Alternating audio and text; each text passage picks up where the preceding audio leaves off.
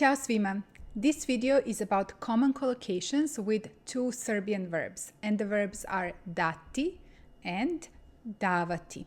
Both of these verbs mean to give, so two verbs in Serbian for one verb in English. Because this is such a common verb, we use it in many different situations and in many different collocations.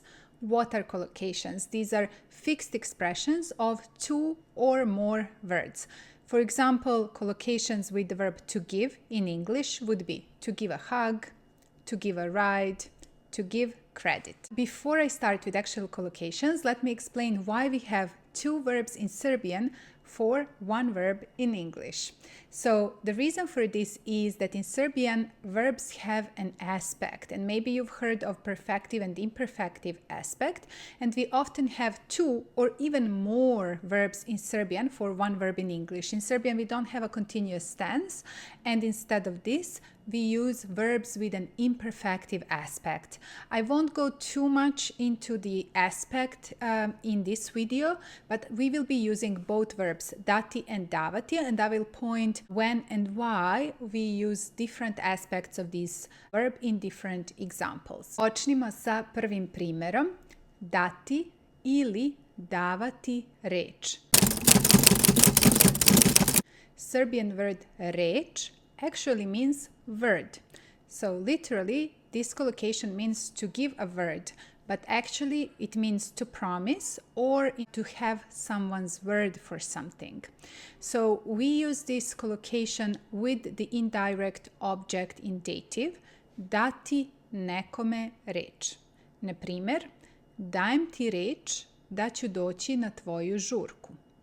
So I promise I will be there at your party. Ili, on mi je dao reč da neće kasniti, ali čekam ga već 15 minuta.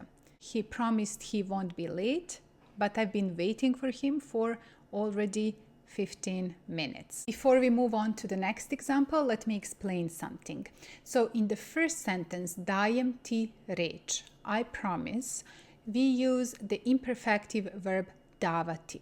Remember, imperfective verbs are used in the present tense. Perfective verbs are really rarely used in the present tense. There are situations when we can do that, but it's more of an exception. So imperfective verbs used in the present tense. Why? Because they describe the action that is happening right now. So let's conjugate the verb davati in the present tense. Ja dajem, ti daješ, on ili ona daje. Mi dajemo, vi dajete, oni daju. Now, in the second example, dao mi je reč, he promised, here we use the perfective verb dati. Perfective verbs are mostly used in the past and the future tense. So let's conjugate the verb dati in the past tense. Ja sam dao ili dala, ti si dao ili dala, on je dao, ona je dala, mi smo dali, vi ste dali, oni su dali, one su dale. Sljedeći primjer, dati otkaz. Dati otkaz, to quit. Na primjer, izgledaš jako nezadovoljno na poslu. Kad ćeš dati otkaz? You look very unhappy at work. When are you going to quit? Again, we use the perfective aspect of the verb to give, and now let's conjugate it in the future tense. Ja ću dati, daću. Ti ćeš dati ili daćeš. On će dati ili daće. Ona će dati ili daće. Mi ćemo dati ili daćemo. Vi ćete dati ili daćete. Oni, one će dati ili daće. Dati sve od sebe. To give one's all or to invest maximum effort. Na primjer, na poslu uvek dajem sve od sebe. At work I always give my all. Or tim je dao sve od sebe, ali smo ipak izgubili. The team gave their maximum, but we still lost. And again, notice how in the first example, because we are speaking about ongoing action, we use an imperfective verbal aspect. Na poslu dajem sve od sebe. And then in the second example, because we are speaking about the past completed action, we are using perfective verbal aspect. Tim je dao sve od sebe. The team gave their maximum. Kolokacija broj 4 i ovo je česta kolokacija. Dati odrešene ruke. Literally, this means to give someone untied arms. Odrešen, untied, or free. But it means to actually give someone freedom to make choices, to make decisions on their own without any restrictions. Direktor je dao arhitektama odrešene ruke na ovom projektu. The director gave the architects freedom on this project. Primijetite opet, direktor je dao arhitektama. So again, we have an indirect object which is in dative. So with the verb to give, very often you would have two objects, one direct and one indirect. The direct one would be to give something, and then to someone. This would be the indirect object, and it would always be in dative. Here it's the same situation. Dati, šta? Odrešene ruke, kome? Arhitektama, to architects. Primjer broj 5. Ako Bog da. God willing. If you've been to Serbia or have Serbian friends, you must have heard the word Bog used a lot. We have many different expressions with this word. In this particular example, ako Bog da, God willing, we are using it when we speak about future events which we are hopeful will take place. Na primjer, ako Bog da, ići ćemo na more sljedeće godine. God willing, we will go to the seaside next year. Ili, ako Bog da, napravit ćemo novi kurs za srpski jezik sljedeće godine. God willing, we will make a new course for Serbian language next year. For our current courses, I'm leaving the links down below. These are all online self-study courses which you can watch basically anytime from anywhere using our online platform on our website. So in this expression, ako Bog da, we are actually using the perfective verbal aspect of the verb to give. So we are using the verb dati. Ja dam, ti daš, on da ili ona da. Mi damo, vi date, oni daju. Remember, we said that we use perfective verbal aspect in the present tense very rarely. Why it appears in this sentence is because we have a conjunction ako at the beginning of the sentence. So this is a conditional sentence. And in conditional sentences, we can use sometimes perfective verbal aspect.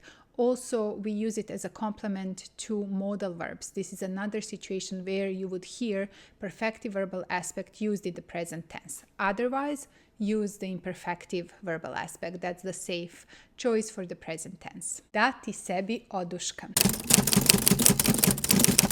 Give yourself a break or let the steam off.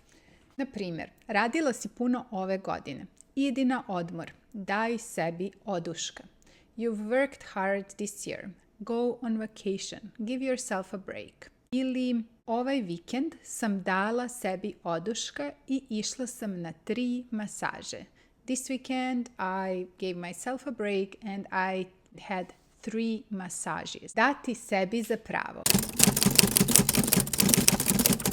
To give oneself permission to do something that is not allowed. Iako ovo nije njen stan, ona je sebi dala za pravo da premešta naš nameštaj. Although this is not her apartment, she gave herself a permission to rearrange our furniture. Ili svako danas sebi daje za pravo da izražava mišljenje o ozbiljnim temama na društvenim mrežama. Everyone nowadays gives themselves the right to express their opinion about serious topics on social media. Primjer broj 8. Dati ili davati krv. To donate blood. Ako si malokrvan, ne možeš da daješ krv. If you are anemic, you can't donate blood.